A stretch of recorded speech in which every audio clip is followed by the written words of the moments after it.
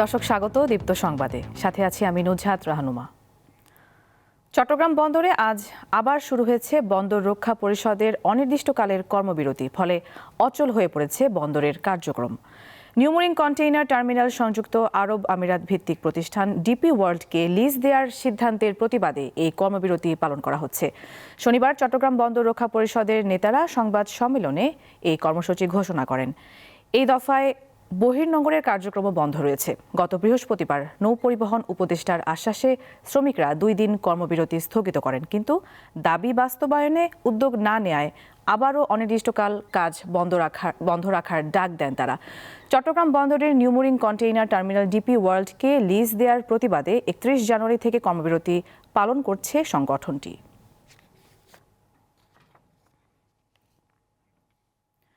বিতর্ক আর সমালোচনার পর হবিগঞ্জের peoples association for social advancement পাশাকে পর্যবেক্ষক কার্ড দেওয়ার সিদ্ধান্ত স্থগিত করেছে নির্বাচন কমিশন।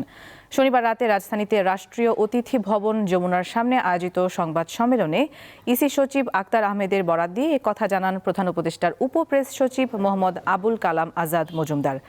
তিনি জানান, পাশা 10,000 নির্বাচন পর্যবেক্ষক নিয়োগ করার সিদ্ধান্ত নিয়েছিল।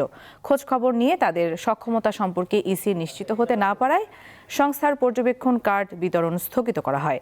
জাতীয় সংসদ নির্বাচন ও গণভোটে জেলার চুনারুঘাট উপজেলার বরমপুর গ্রামে স্থাপিত এক ব্যক্তি নির্ভর ও জরাজীর্ণ কার্যালয়ের পাশা দেশের সবচেয়ে বেশি পর্যবেক্ষক নিয়োগের বিষয়টি সামাজিক যোগাযোগ মাধ্যমে প্রকাশের পর বিতর্ক আর সমালোচনার শুরু হয়।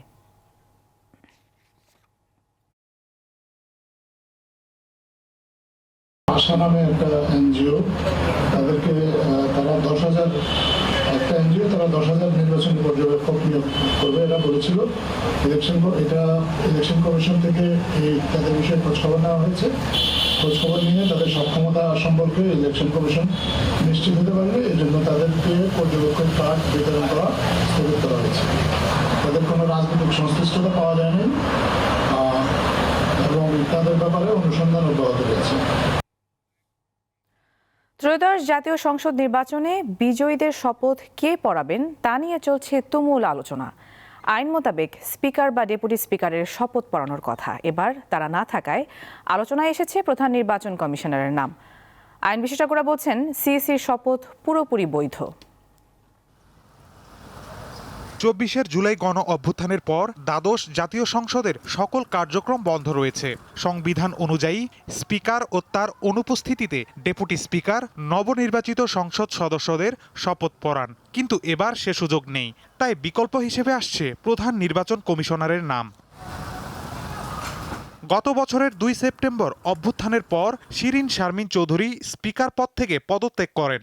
ডেপুটি স্পিকার শামসুল হক টুকু পদত্যাগ না করলেও তিনি বর্তমানে কারাগারে রয়েছেন। আইন বিশেষজ্ঞরা বলছেন, স্পিকার অনুপস্থিত থাকলে সিইসির মাধ্যমে শপথ নেওয়া এবং এটি রাষ্ট্র পরিচালনার ধারাবাহিকতা ও সাংবিধানিক কাঠামোর মধ্যেই পড়ে। আমাদের সংবিধানে স্পষ্ট বলেছে যে স্পিকার পড়াবেন, স্পিকার না থাকলে ডেপুটি স্পিকার পড়াবেন। এটি আমাদের সংবিধানের মূল স্পিরিট ছিল, সংবিধানের এই বাধ্যবাধকতা ছিল। এটি অ্যামেন্ডমেন্ট হয়েছে, এটা 4th অ্যামেন্ডমেন্টের মাধ্যমে ওখানে বলা আছে যে যদি 3 দিনের ভিতর কাউকে যদি পাওয়া না যায় তাহলে চিফ ইলেকশন কমিশনার মহোদয় উনি পড়াবেন, এটা সন্নিবেশিত আছে।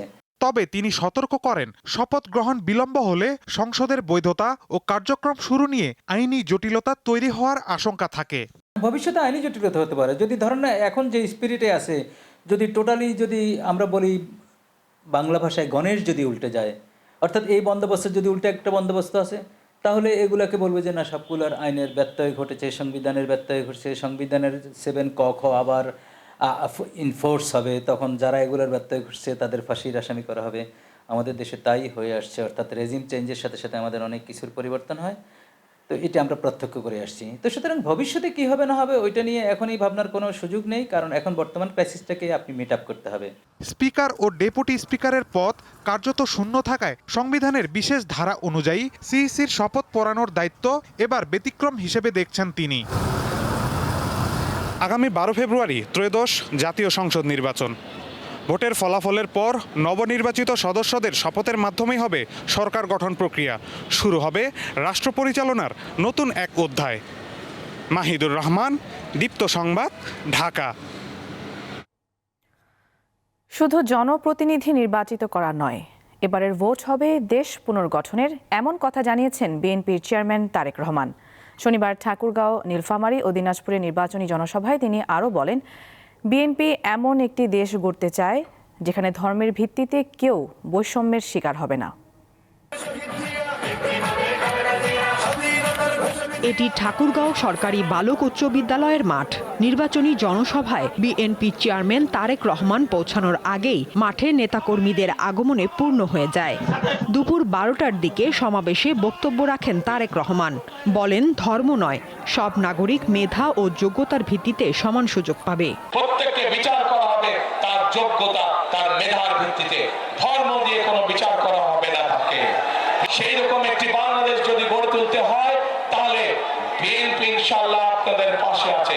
এ সময় দিনাজপুর 1 আসনে বিএনপির প্রার্থী মির্জা ফখরুল ইসলাম আলমগীর সহ ঠাকুরগাঁওয়ের 3টি, পঞ্চগড়ের 2টি ও দিনাজপুরের 1টি আসনের প্রার্থীদের হাতে দলীয় প্রতীক তুলে দেন তিনি। ইনশাআল্লাহ। দুপুরে নীলফামারীর ঐতিহাসিক বড় মাঠে জনসভায় অংশ নেন তারেক রহমান।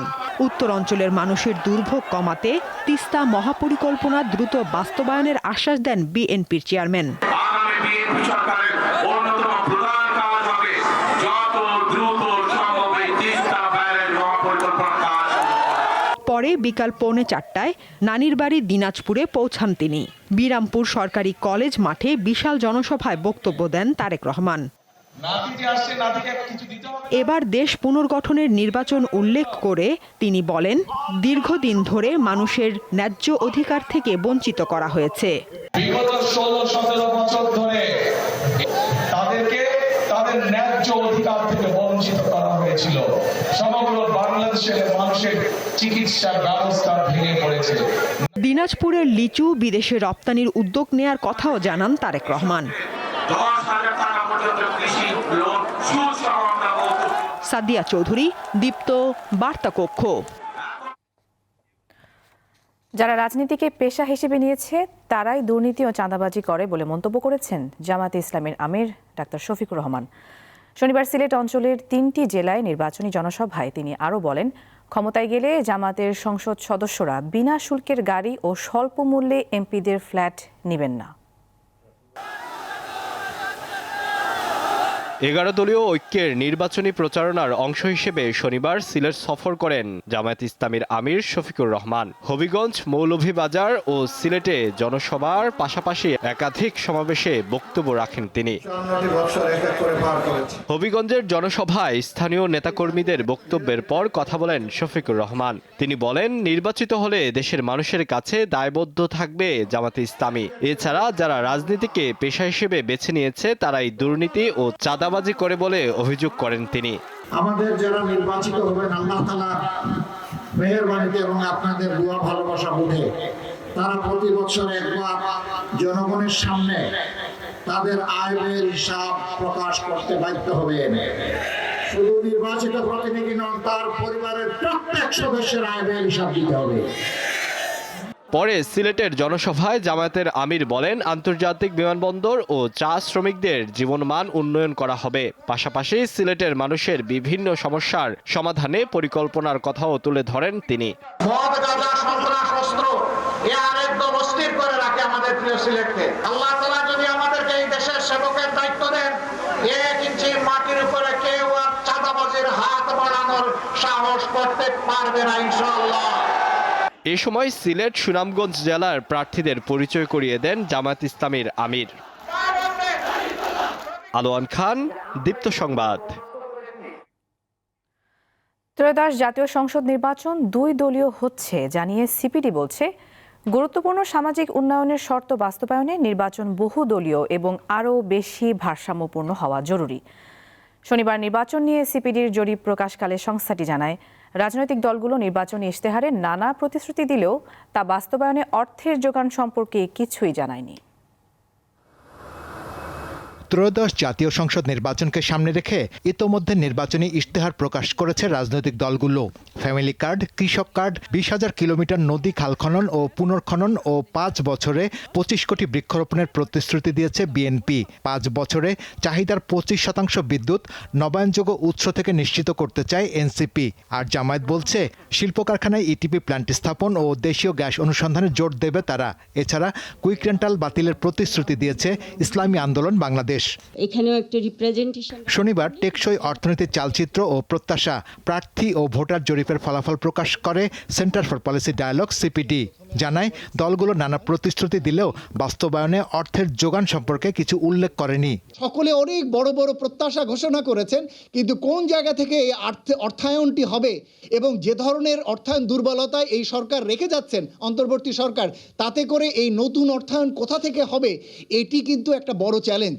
নিজেদের পর্যবেক্ষণ তুলে ধরে সিপিডি বলছে আসন্ন নির্বাচন হচ্ছে দুই দলের মধ্যে, কিন্তু নির্বাচন বহুদলীয় এবং আরও বেশি ভারসাম্য হওয়া প্রয়োজন। নির্বাচনে অনেকগুলো দল অংশ নেবেন, কিন্তু প্রকারান্তরে এখন একটা দ্বিদলীয় নির্বাচন হতে যাচ্ছে। সুতরাং এই দ্বিদলীয় নির্বাচনের ক্ষেত্রে যেটা বড় চ্যালেঞ্জ সেটা হচ্ছে যে প্রতিদ্বন্দ্বিতার যে জায়গাগুলোতে অনেক ধরনের যে প্রত্যাশা, নাগরিক প্রত্যাশা, সেটা অনেক সময় পর্যাপ্তভাবে এদের লক্ষ্যের ভিতরে থাকে না। প্রতিবেদন তৈরিতে সিপিডি 150টি নির্বাচনী এলাকার 450 জন প্রার্থী, তাদের মনোনীত প্রতিনিধি ও বিভিন্ন জলবায়ু ঝুঁকিপূর্ণ এলাকার 1200 ভোটারদের মতামত গ্রহণ করেছে। জরিপে পরিবেশ, সবুজ অর্থনীতি ও সামাজিক উন্নয়ন এই 3 স্তম্ভে ভোটার ও প্রার্থীদের দৃষ্টিভঙ্গি, প্রত্যাশা ও বাস্তব পরিকল্পনা বিশ্লেষণ করা হয়েছে। ভোটার এবং প্রার্থী দুজনের। শাহরিয়ার ইমন, দীপ্ত সংবাদ, ঢাকা। আন্তর্জাতিক প্রসঙ্গ। পূর্ব এশিয়ার দুই দেশ জাপান ও থাইল্যান্ডে আজ রোববার অনুষ্ঠিত হচ্ছে সংসদ নির্বাচন। তবে থাইল্যান্ডে ভোট গ্রহণের পাশাপাশি একই দিনে সংবিধান নিয়ে গণভোটও চলছে। সংবাদ মাধ্যম বিবিসি জানিয়েছে, থাইল্যান্ডে স্থানীয় সময় রোববার সকাল 8টা থেকে ভোট কেন্দ্রগুলো খুলে দেওয়া হয়। বিকেল 5টা পর্যন্ত ভোট গ্রহণ চলবে। নির্বাচন কমিশনের তথ্য অনুযায়ী 1 ফেব্রুয়ারি শুরু হওয়া আগাম ভোট গ্রহণ পর্বে ইতোমধ্যে 22 লাখের বেশি মানুষ ভোট দিয়েছেন। কম্বোডিয়ার সঙ্গে সীমান্ত উত্তেজনা ও রাজনৈতিক নানা কারণে এবার থাইল্যান্ডে নির্ধারিত সময়ের চেয়ে আগে ভোট হচ্ছে। ভোটের ফলাফলে প্রধান 3টি দলের কেউ একক সংখ্যাগরিষ্ঠতা না পেলে জোট সরকার গঠন করা হতে পারে। অন্যদিকে পূর্ব এশিয়ার আরেক দেশ জাপানেও আজ শুরু হয়েছে জাতীয় নির্বাচনের ভোট গ্রহণ। এই নির্বাচনে সংসদের নিম্নকক্ষের 465 আসনের 1284 প্রার্থী লড়াই করছেন। এর আগে গত 23 জানুয়ারি দেশটির সংসদ ভেঙে দেন প্রধানমন্ত্রী সানাই তাকাচি। ওই সময় তিনি 8 ফেব্রুয়ারি আগাম নির্বাচনের তারিখ ঘোষণা করেন।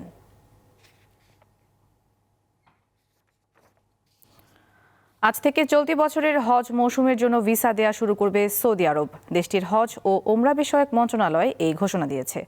হাজিদের আগমনের আগে সেবার প্রস্তুতি জোরদার করা এবং প্রক্রিয়াগুলো সহজ করার অংশ হিসেবে এই সিদ্ধান্ত নেওয়া হয়েছে বলে জানানো হয়েছে। এছাড়া বিদেশ থেকে আগত হজযাত্রীদের জন্য পবিত্র স্থানগুলোতে প্রয়োজনীয় সব সেবার শতভাগ চুক্তি ইতোমধ্যে চূড়ান্ত হয়েছে। একই সঙ্গে নুসুক প্ল্যাটফর্মের মাধ্যমে মক্কার সব আবাসন সংক্রান্ত চুক্তিও সম্পন্ন করা হয়। এখন পর্যন্ত প্রায় 7,50,000 হজযাত্রী নিবন্ধন সম্পন্ন করেছেন। এর মধ্যে নিজ নিজ দেশ থেকে সরাসরি 30,000 হজযাত্রী হজ প্যাকেজ বুক করেছেন বলে জানানো হয়েছে। মন্ত্রণালয় আরও জানায়, আন্তর্জাতিক হজযাত্রীদের জন্য পবিত্র স্থানগুলোতে প্রায় 485টি ক্যাম্প বরাদ্দের পাশাপাশি 73টি হজ বিষয়ক দপ্তর তাদের প্রাথমিক চুক্তিগত প্রস্তুতি সম্পন্ন করেছে। দর্শক, এই ছিল এখনকার মতো। এরপর দীপ্ত সংবাদ বেলা 12টায় দেখার আমন্ত্রণ। এছাড়া আরও তথ্যের জন্য চোখ রাখুন দীপ্ত ডিজিটাল প্ল্যাটফর্মগুলোতে। ধন্যবাদ সবাইকে।